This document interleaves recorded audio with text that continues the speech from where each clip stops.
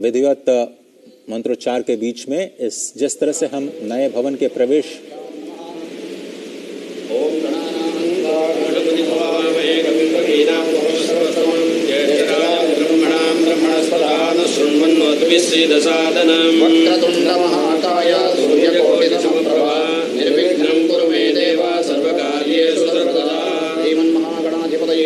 निर्विघ्नमस्तु। ओम नमः सूर्याय चंद्राय मंगलाय गुरुशुक्रशनिभ्यश्चरायां पुण्यायां शुभपुण्यमहातिथौ अस्य यजमानस्य कश्यपगोत्रोद्भवस्य अनुराधा नक्षत्रे वृश्चिकराशौ जातस्य नरेन्द्रदामोदरमादिनामधेयस्य आयुरारोग्य ऐश्वर्याभिवृद्ध्यर्थं समस्तजनानां क्षेमस्थैर्यधैर्यवीर्यविजयाभयायुरारोग्यानन्दैश्वर्याभिवृद्ध्यर्थं धर्म अर्थ काम मोक्ष चतुर्विध पुण्यफलपुरुषार्थसिद्ध्यर्थम्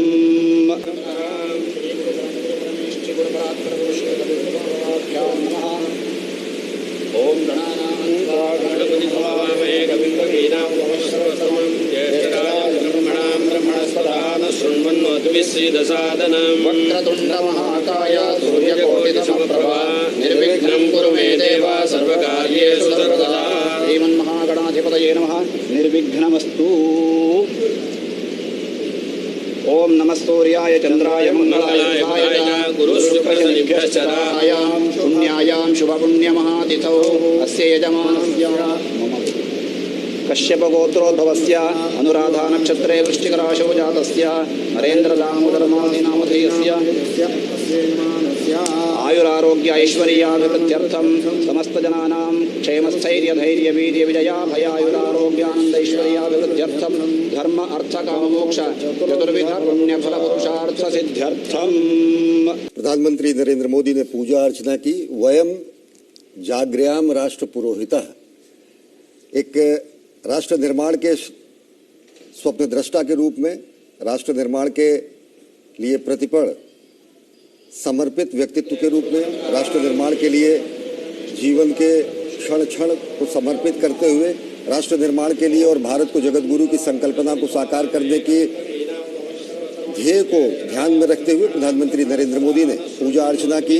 अंतर्राष्ट्रीय एग्जीबिशन कम कन्वेंशन सेंटर ITPO कॉम्प्लेक्स नई दिल्ली में अंतर्राष्ट्रीय स्तर का ये कन्वेंशन सेंटर, एग्जीबिशन सेंटर, और निश्चित तौर से भारत भारतीयता को अपने में समेटे, सूर्य शक्ति को अपने में समेटे, पंच महाभूतों को अपने में समेटे, जीरो टू इसरो की थीम को अपने में समेटे, भारत की संस्कृति के साथ साथ वैज्ञानिक उत्थान को अपने में समेटे, भारत की परंपरा और विज्ञान को अपने में समेटे, भारत भारतीयता को अपने में प्रतिबिंबित करता हुआ एक सबल सशक्त राष्ट्र के स्वाभिमान के उत्कर्ष के रूप में ITPO कॉम्प्लेक्स में प्रधानमंत्री नरेंद्र मोदी ने पूजा अर्चना की।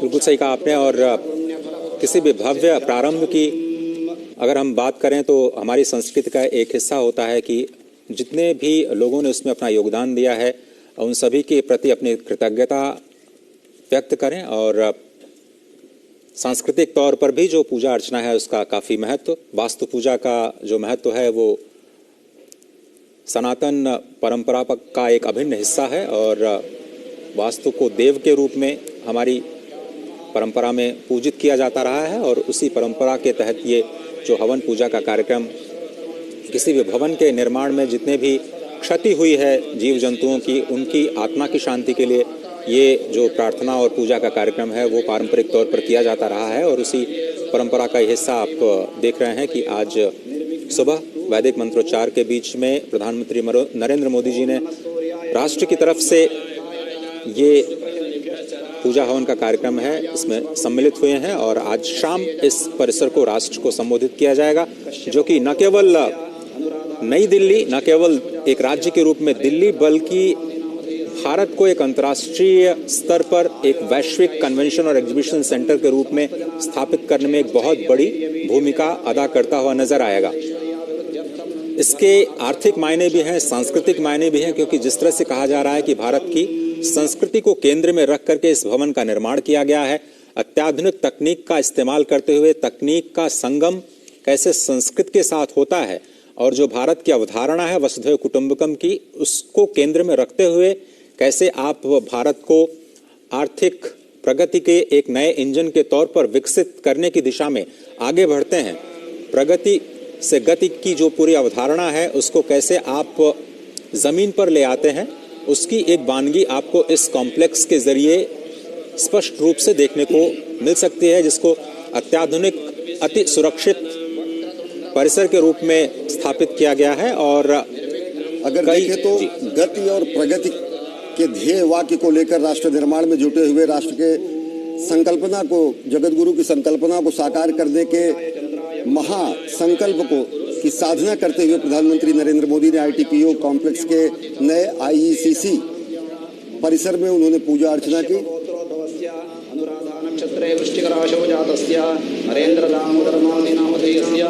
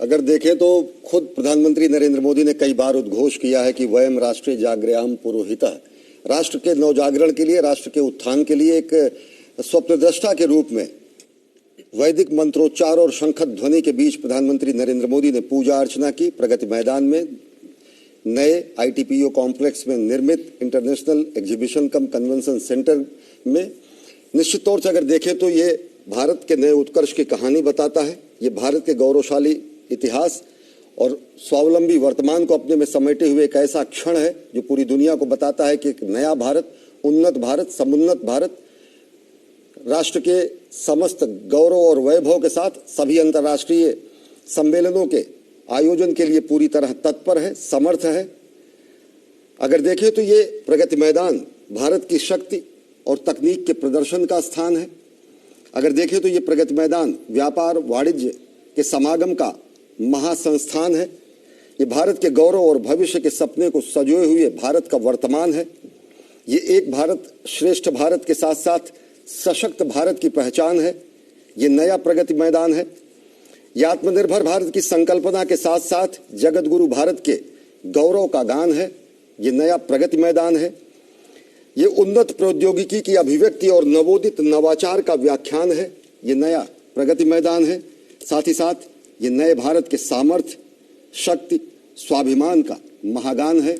ये नया प्रगति मैदान है जहां पर प्रधानमंत्री नरेंद्र मोदी ने पूजा अर्चना की, शंख ध्वनि के बीच, वैदिक मंत्रोच्चार के बीच, और साथ ही साथ हमारी वह सनातन संस्कृति के वो मूल मंत्र जो कहते हैं वसुधैव कुटुंबकम, जो अंतरिक्ष से लेकर चराचर में शांति की कामना करते हैं, जो विश्व के कल्याण की कामना करते हैं, जो सर्वे भवन्तु सुखिनः सर्वे सन्तु निरामयाः की अभ्यर्थना करते हैं, जो हर एक व्यक्ति में नर और नारायण के रूप में हर व्यक्ति की सेवा की अभिव्यंजना करते हैं, उन्हीं भावनाओं को समेटे हुए प्रधानमंत्री नरेंद्र मोदी ने पूजा अर्चना की ITPO कॉम्प्लेक्स में निर्मित इंटरनेशनल एग्जीबिशन कम कन्वेंशन सेंटर में।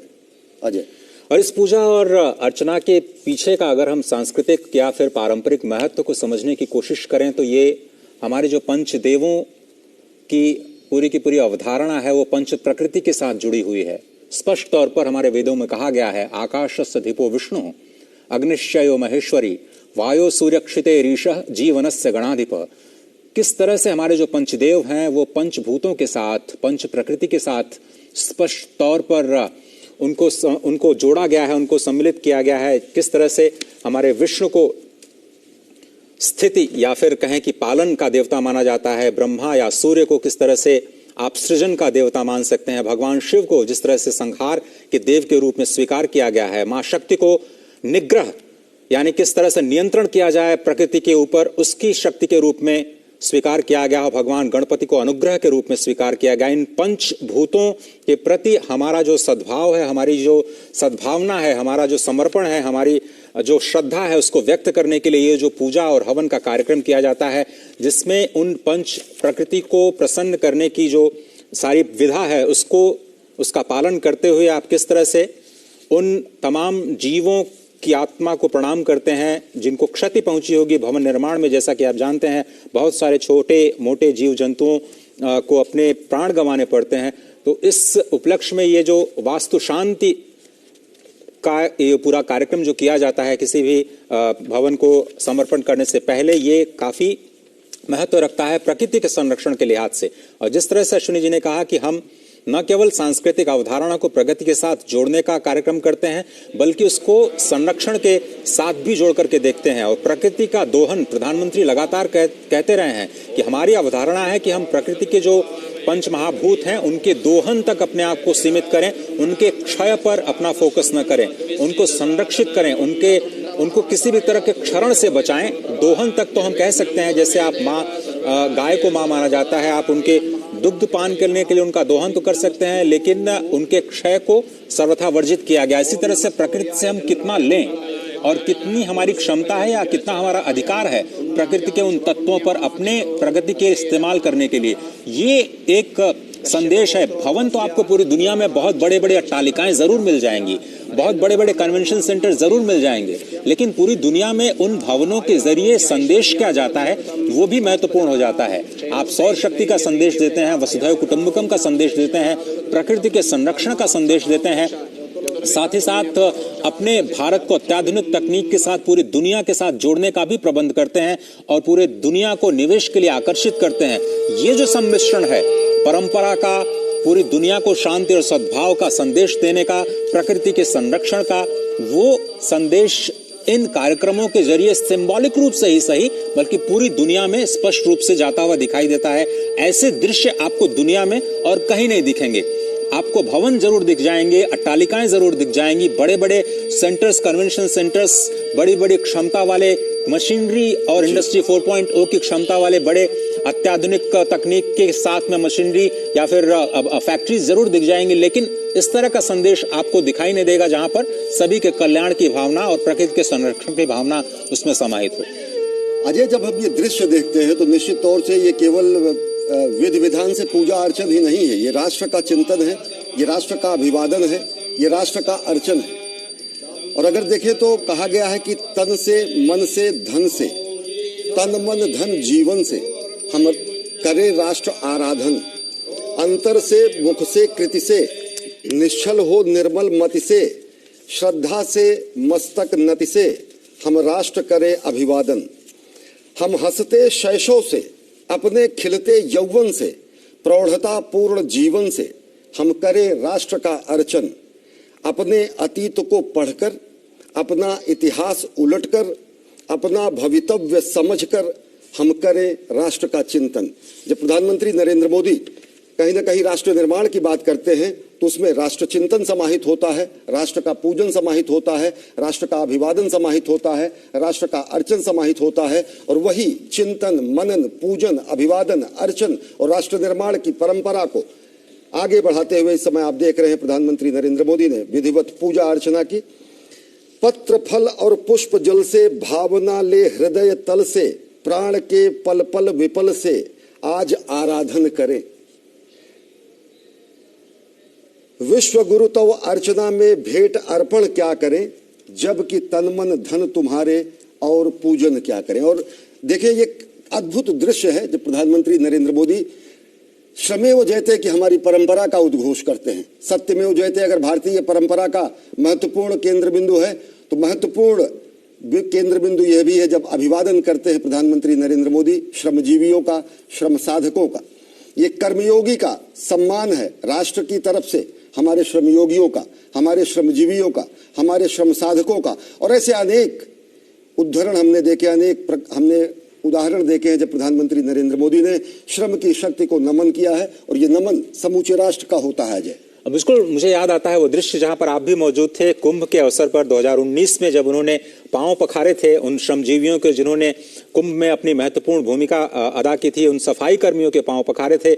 उसके बाद नए संसद भवन के निर्माण के बाद जब वो श्रमजीवियों से मिले, वो भी तस्वीरें स्पष्ट रूप से अभी ताजा तरीन है। आपको याद होगा जब काशी कॉरिडोर का निर्माण हुआ था तो किस तरह से उन्होंने अपनी कुर्सी हटा करके जितने श्रमजीवी थे उनके ऊपर पुष्प वर्षा के साथ में उन्होंने अपनी तस्वीरें खिंचाई थी। और कुछ इसी तरह की एक बार फिर से दृश्य और वानगी हमें स्पष्ट तौर पर प्रगति मैदान के इस परिसर से सीधे तौर पर स्पष्ट नजर आ रही हैं, जहां पर एक बार फिर से उन श्रमजीवियों को सम्मान के तौर पर वो उनसे उनका हालचाल जानते हैं, उनके अनुभव को साझा करते हुए नजर आते हैं और एक कनेक्ट दिखाई देता है।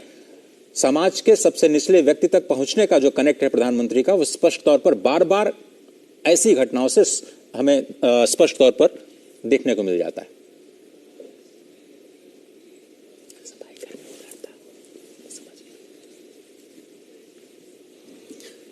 ये श्रम का सम्मान है, ये श्रमजीवियों का सम्मान है, ये श्रम और निष्ठा का सम्मान है, ये कर्मयोगी द्वारा श्रमयोगियों को किया जा रहा अभिवादन है, ये समूचे राष्ट्र का कृतज्ञता ज्ञापन है जो हमारे अट्टालिकाओं को, हमारे प्रासादों को, हमारे भविष्य के सपनों को, हमारे बड़े बड़े डैम को, हमारे ITPO कॉम्प्लेक्स को, हमारे इंटरनेशनल कन्वेंशन सेंटर को बनाते हैं।